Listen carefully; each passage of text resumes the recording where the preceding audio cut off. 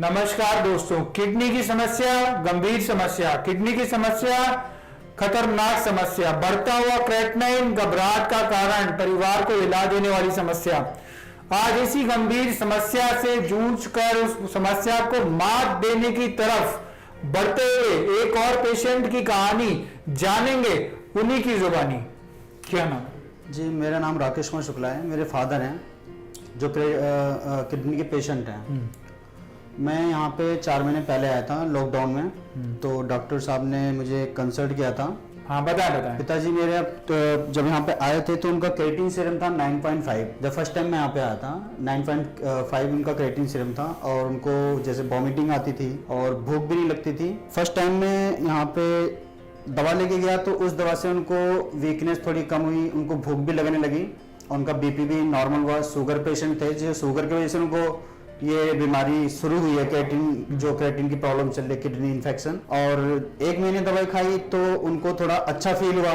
1 महीने की मेडिसिन, 1 महीने में क्या क्या चेंजेस आए उनको? फिर 1 महीने में उनको चेंजिंग आई है कि उनका जो जैसे सर चकराता था और बीपी हाई होता था, और उनको भूख नहीं लगती थी, और थोड़ा वॉमिटिंग का मन होता था कि खाना नहीं खाना या मन नहीं कर रहा, तो वो खिलाने के बाद उनको भूख लगने लगी थी और उन्होंने खाना खाना शुरू कर दिया था।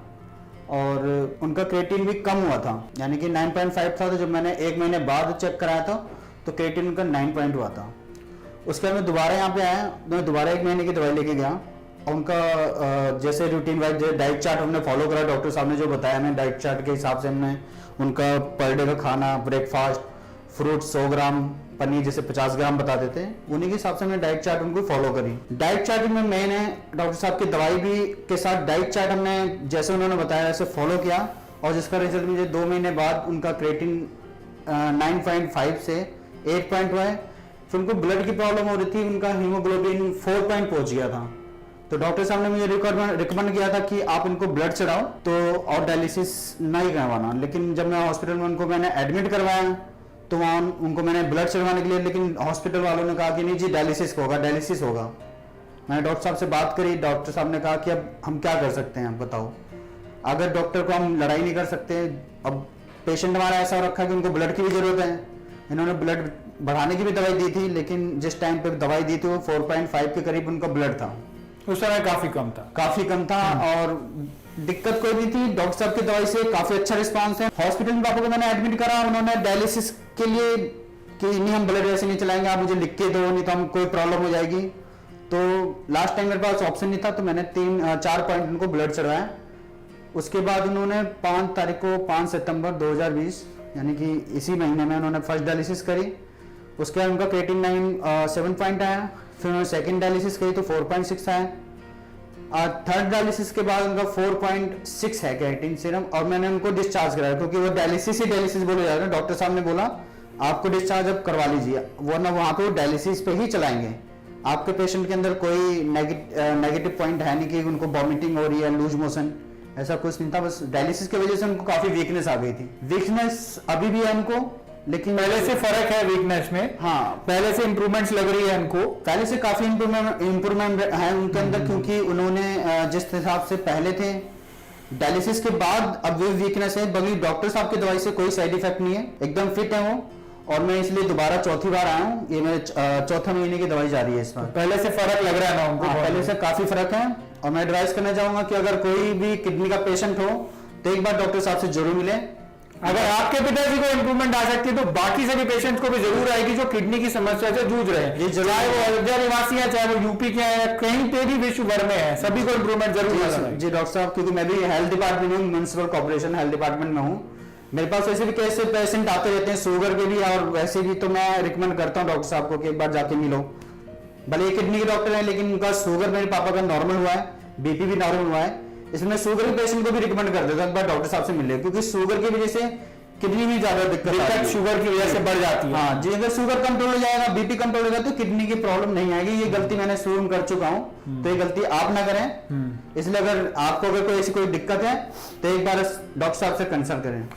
ये रिपोर्ट दिखाएंगे। पहले उनका क्रेटनाइन काफी बड़ा हुआ था, इनके पिताजी की समस्या बहुत गंभीर थी, उस समय डायलिसिस से भी समाधान नहीं हो पा रहा था। आज वो समस्याओं को मात देते हुए किस प्रकार क्रेटनाइन कम हुआ, किस प्रकार उसको हराने की तरफ चल पड़े हैं, बढ़ पड़े हैं, वो इस रिपोर्ट के माध्यम से सिद्ध होता है।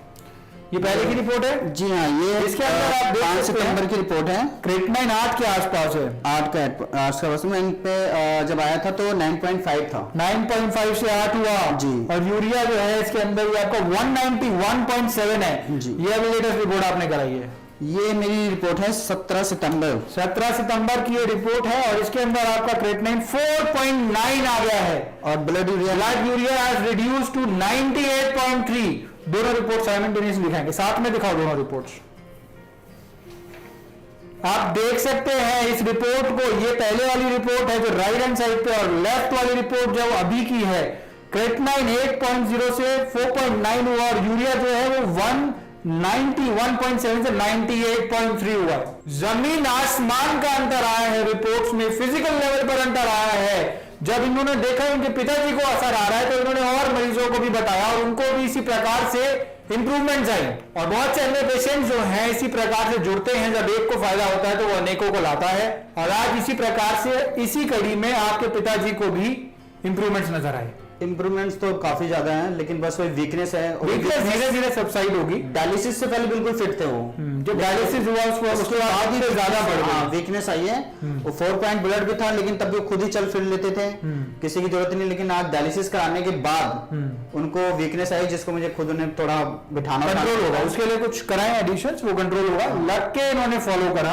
तो आज मैं इसीलिए आया हूँ डॉक्टर साहब के पास की उनकी जो वीकनेस है, बाकी मैं उनको मोटिवेट करता हूँ। डॉक्टर साहब भी हमको अच्छी तरह मोटिवेट करते हैं।